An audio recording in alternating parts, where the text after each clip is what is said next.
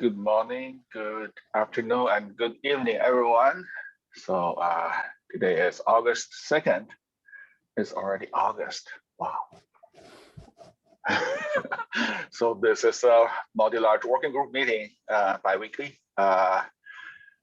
Welcome, everyone. Let's get started. What's being done? Amy. Yes, thank you. So the web fleet migration is still progressing. So we've completed the configuration comparison and staging, which is good. We didn't find any major differences, which is really good. So hopefully when we do the same on production, like it'll be pretty clean as well. And we have done some setup in production already and Canary. And then the next thing will be to, well, I've got my next thing. So yeah, we're making good progress on getting things set up and moving towards Canary as the next step. That's fantastic news.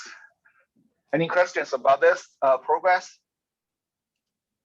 So we are working on web nodes, and the next will be API nodes, correct? So the next things, well, so the next things is actually NGINX is what we're focusing on for now. So over the last couple of weeks, we've been investigating. We've got an issue that comes around on NGINX.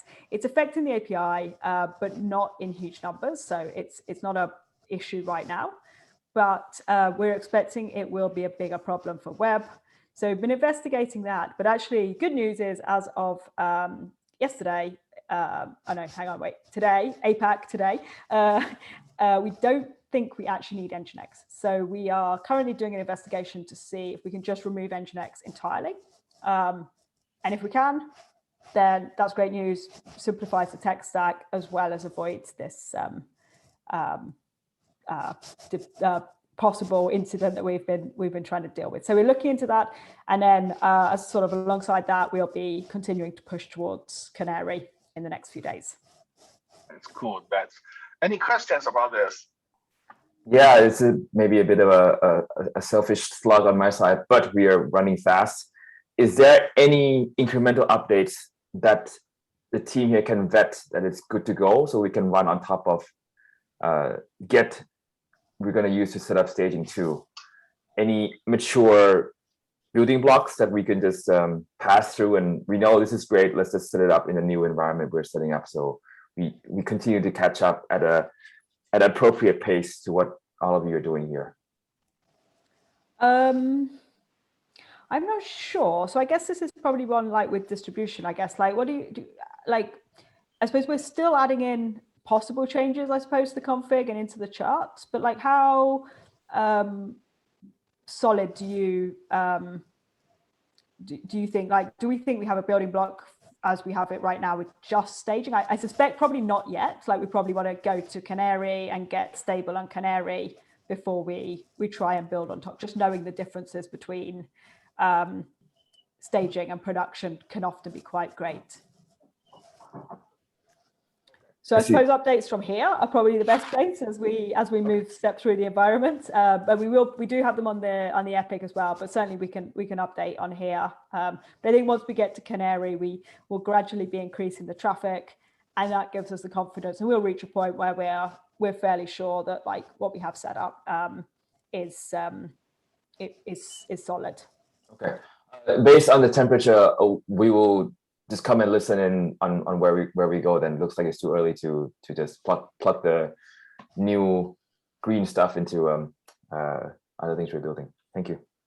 Yeah, I think so. Yeah, Meg, I agree. Let's decouple these two efforts because there is urgency. We need a new staging, but this is a pretty greenfield for everyone. Yeah, I agree on decoupling. My intention was we don't miss out on anything that's production ready here. So we're not too far behind. That was the intention. Thank you. Thank you.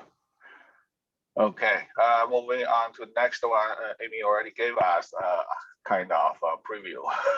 Yes, so absolutely. So we are working on it. NGINX has been the sort of big question mark over the last few weeks. And we have an issue which does affect the API. We have been trying to sort of diagnose, we're still continuing to try and diagnose it. But current status, we think Cloudflare gives us the coverage that NGINX is meant to be giving us. So this week, that's just totally new. So actually now we're looking at whether we'll be able to continue the web migration without having NGINX in place. Jason, Gotcha. And sorry. So I actually have distinct concerns about that because we're intentionally moving away from what we deem as good and official architectures. We're relying now on a CDN that many customers of reference architectures do not have. We're effectively taking a chunk and being like, you handle it, which I'm not saying, understand, is invalid. What I'm saying is we're intentionally doing something different than what we're about to tell our customers. The problem as I see it is actually port saturation, basically is running out of available ports because there are too many held open connections. What that tells me from an application standpoint is that we're actually scaling nginx on the wrong metric because there's too many open connections that container literally can't hold, that we need to make more of them so we can spread that load sideways rather than saying, wait for the CPU to get high enough or anything like that. This was not a problem in a traditional VM stance because you have more IPs and sources that you're coming from. When it comes to the way Kubernetes implements this, and this is a platform difference, if you may, the problem lies in that there is a concentration of all incoming connections coming from a load balancer and then going to a service IP address. Whereas when you have a web fleet, what you end up having is individual machines connecting to a whole bunch of separate individual machines. So it balances that number of source, destination, and port number that they use for basically hashing internally, so that you never actually have this overlap problem. You can handle literally more because you've got more destinations to try and send stuff to.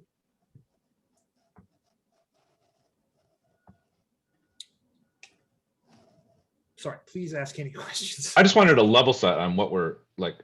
I looked through that investigating an issue with nginx in the original agenda item. And so I'm trying to understand, like, I saw this thing about the pods not being ready and then this thundering herd when they finally do come online. Is that what are we aligned on what you're thinking this is, Jason? It says a working theory is. So I think that sounds accurate. Yes, I think that sounds accurate. And okay. Go to the bottom of this investigation issue. And let me see. I believe that, so we eliminated it being a race condition, and yeah, so the next change that is being made around this is to increase the number of ports available to nginx. So sounds like there's maybe some additional stuff there that we could also do. Gotcha. Like I said, I just wanted a level set that we're actually calling out, just mainly for the recording, so folks maybe aren't as familiar with it. Thanks for that. Yeah, that's a totally fair point, Jason. Thanks for making that one. Would you mind, so we've got this issue 1924 where we're kind of, Graham's been working through the changes and kind of looking at what we can do to test it. Would you mind just putting a summary of your concerns from above onto that so we can wrap those in? Yep, that is not a problem. Great, thanks. Yeah, let's collaborate in that issue 1924, because if we remove the nginx, that could be a big one. So I don't know who else we want to involve in this discussion. Jason or maybe do you have ideas of who else in the engineering group should be involved in this discussion? Because nginx is quite a critical piece in our stack. So actually, it's an interesting one here. I mean, we can certainly discuss any issues. An interesting one, the thing that led, so we only at the moment use it for API and web. And at the moment, the thing that led Graham to this kind of latest understanding was actually API hasn't been set up correctly, which means actually for a lot of the calls, we're not using it for API, we're only using Cloudflare. So not to say we shouldn't use it, but just right now it's not actually it's not as central as say HA proxy in the info stack. Gotcha. Thank you. But cool, Yeah. very happy that we say those are the things we've been working on, we will be working on for the next few weeks. So happy for these to move into issues for discussion. Yeah, let's continue the research, and then whoever needs to be aware of this, so let's continue the discussion in the issue. Yeah, thank you. Any more questions or discussions around this? The only thing I would add to this is, as we are looking at HA proxy, and this is something that actually production has been using in mass for quite some time to handle our load, and I believe we have this integrated into some features of Get. It is coming closer that we may actually have to start packaging HA proxy as a part of the omnibus to deal with some of the HA scenarios there. Maybe we should start to consider not necessarily dropping nginx, but replacing nginx with HA proxy wide. We have the ability to do that technically within omnibus once we package HA proxy. Now we would have 2 ingress providers in the package, and inside of the charts, we technically have the ability to swap out nginx for HA proxy as well. Investigation, of course, has to be done. I'm not saying that that would solve the problem of nginx's issue. Might just be that we're pushing whatever ingress pod too hard. Mm-hmm.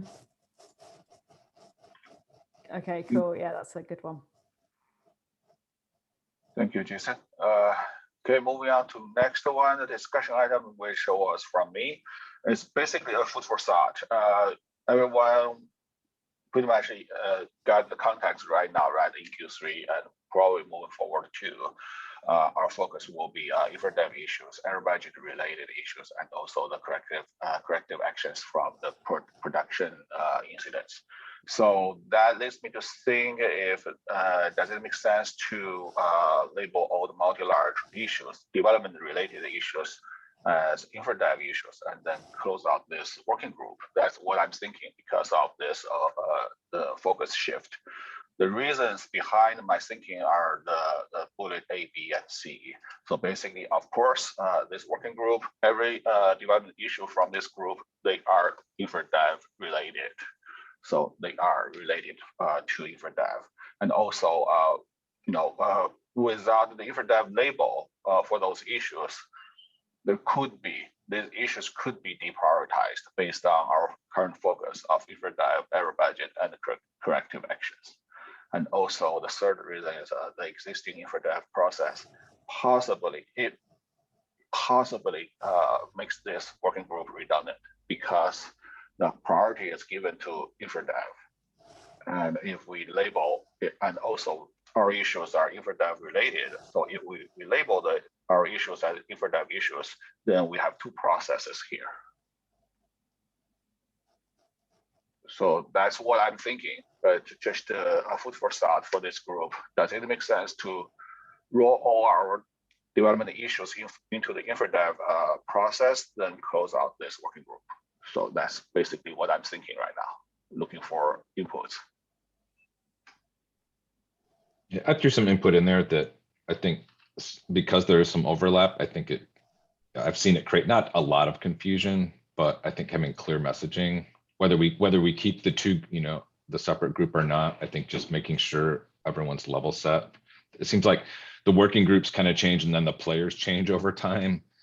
And I'm not sure we always do a good job of kind of re-level setting as people change out and focus change to make sure that we actually are like, okay, here's what we want to accomplish in this working group. So that's really my only, I don't have a strong opinion on whether we should keep the group or not, but I did want to mention that we should probably, regardless, make sure that the messaging to the folks that are impacted is pretty tight.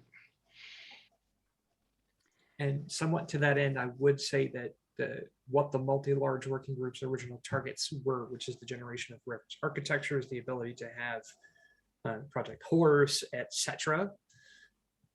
This is more focused to not just GitLab.com, but learning from GitLab.com and making that really usable by other parties.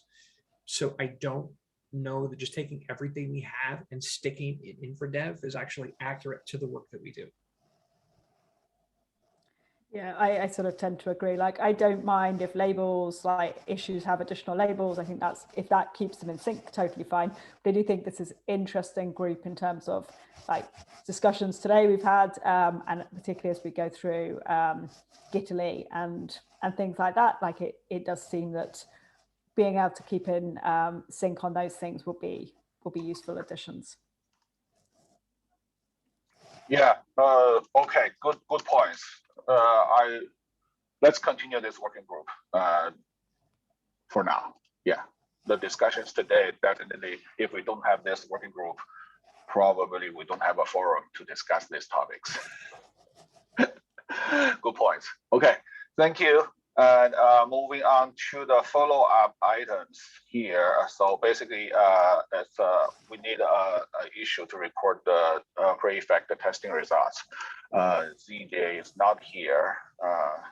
I'll reach out to him offline in the working group channel. Anything else? Any other concerns about this item more than creating the issue and document the findings in the issue, or is there anything else? Okay, I will reach out.